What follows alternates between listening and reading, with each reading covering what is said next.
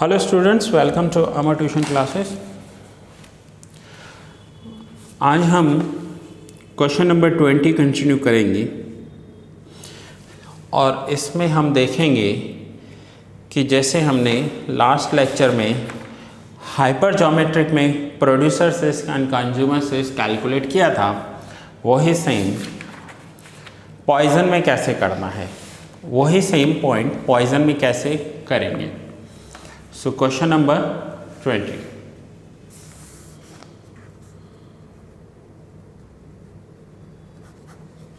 For a single sampling plan, capital N 1000, small n 50, C 1 and D 01। अभी आपको समझ में आ गया होगा कि capital N means total lot size है, स्मॉल एन हमने 50 का सैंपल लिया है, सी मीन्स मैक्सिमम 1 डिफेक्टिव हो सकते हैं, सो सी 1 है तो डी 0 एंड 1 हो जाएगा। सेम जैसे हमने लास्ट लेक्चर में किया है, कुछ पॉइंट्स मैं डायरेक्ट करूँगा, इसलिए अगर आपने मेरे पहले फर्स्ट और सेकेंड लेक्चर्स नहीं देखे हैं तो पहले वो देख लीजिए, नहीं तो डायरेक्ट ये थर्ड लेक्चर समझ में नहीं आएगा। So find producer's risk and consumer's risk when AQL is equals to 0.04 and LTPD is equals to 0.08। अब यहाँ पर देखिए n की वैल्यू 1000 दी हुई है। So जब भी वैल्यू n की 1000 दी हुई हो तो आपको क्या करना होगा, 1000 वैल्यू के साथ क्या करना है, हमें पॉइजन यूज़ करना है। So हम यहाँ पर पॉइजन डिस्ट्रीब्यूशन यूज़ करेंगे। So मैं यहाँ पर हेडिंग दे रहा हूँ पहले कि मुझे प्रोड्यूसर्स रिस्क कैलकुलेट करना है। Producers risk. Now producers risk calculate करने के लिए AQL दिया हुआ है 0.04, दैट इज P1 डैश। अब मैं यहाँ लिखूंगा P1 डैश और ये जो LTPD है ये P2 डैश है। So P1 dash is equals to 0.04।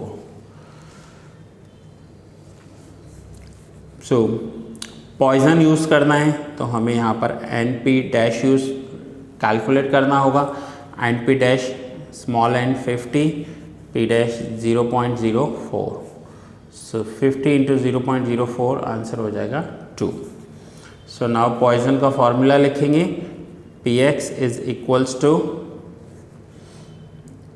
e raised to minus np dash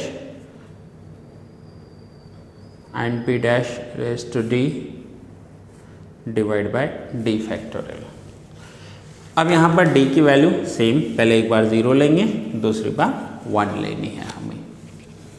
सो आइए e raised to minus np dash that means -2 np dash 2 raised to d का वैल्यू एक बार हमें 0 लेना है, divide by 0 factorial plus e raise to minus np dash 2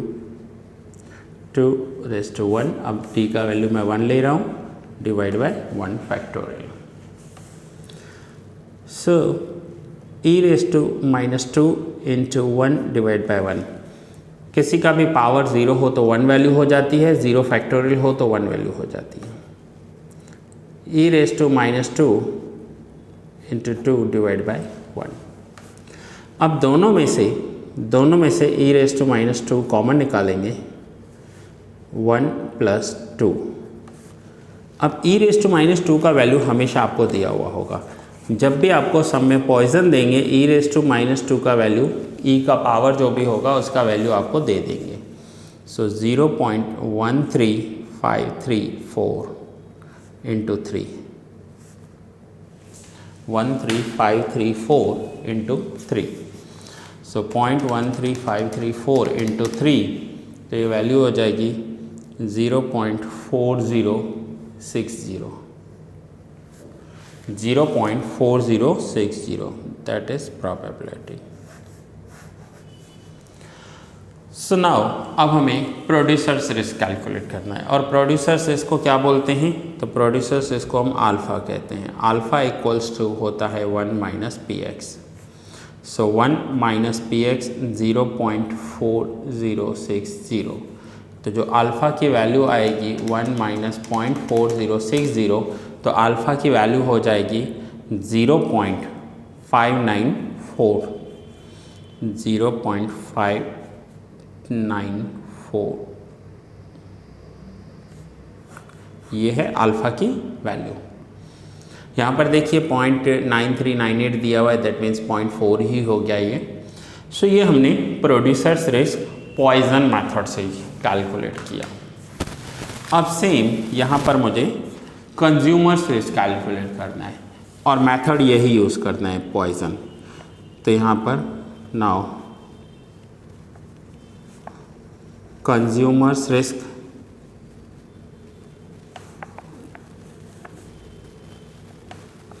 now consumers risk that means P2 dash. अब यहाँ पर हमें P2 डैश लेना होगा और P2 डैश क्या होता है, जो LTPD दिया हुआ है दैट इज़ P2 डैश 0.08, ये P2 डैश हो गया। अब सेम यही मेथड करना है जो हमने यहाँ पर किया है, वही स्टेप सेम। ये P2 डैश है और ये प्रोड्यूसर रिस्क में P1 डैश है। नाउ NP डैश कैलकुलेट करेंगे पहले, N P2 dash. So n small n 50, P2 dash 0.08, so 50 into 0.08, the answer will be 4। Same यही फॉर्मूला मैं लिखूँगा, Px is equals to e raised to minus np dash raised to d divide bye T factorial. अब यहाँ पर np dash का value 4 लेंगे और same यही वैल्यूज़ लेनी है, d की वैल्यू 0 एंड 1। सो क्या हो जाएगा यहाँ पर, आइए कंज्यूमर से कैसे कैलकुलेट करेंगे। So Px is equals to e raise to minus np dash 4 raise to 0 divide by 0 factorial plus e raise to minus 4 raise to 1 divide by 1 factorial. 4 जो np डैश का वैल्यू है और d की value यहाँ 0 है और यहाँ पर 1 है। Now e raise to minus 4 raise to 0 का वैल्यू 1 होगा, 0 फैक्टर 1 होगा, e raise to minus 4 into 4 divide by 1। अब दोनों में से e raise to minus 4 common, so finally bracket के अंदर बचेगा 1 प्लस 4, 1 अपॉन 1 1, 4 अपॉन 1 4।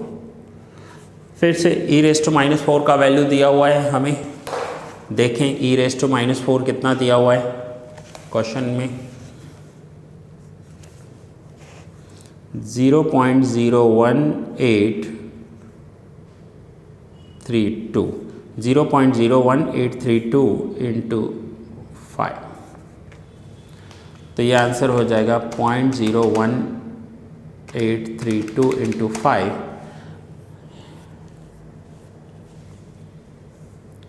तो आंसर आ रहा है 0.0916 और ये है प्रोबेबिलिटी का total Px। Now consumer risk को हम क्या बोलते हैं, सो कंज्यूमर रिस्क को बीटा कहा जाता है। Beta is equals to probability ही होता है, so beta equals to Px is equals to 0.0916, beta is equals to 0.0916। So ये है consumers risk. So students, last sum में हमने हाइपर मेथड से कैसे कैलकुलेट करते हैं producers risk and consumers risk वो देखा, और इस सम में हमने पॉइजन मेथड से कैसे कैलकुलेट करते हैं वो हमने देखा।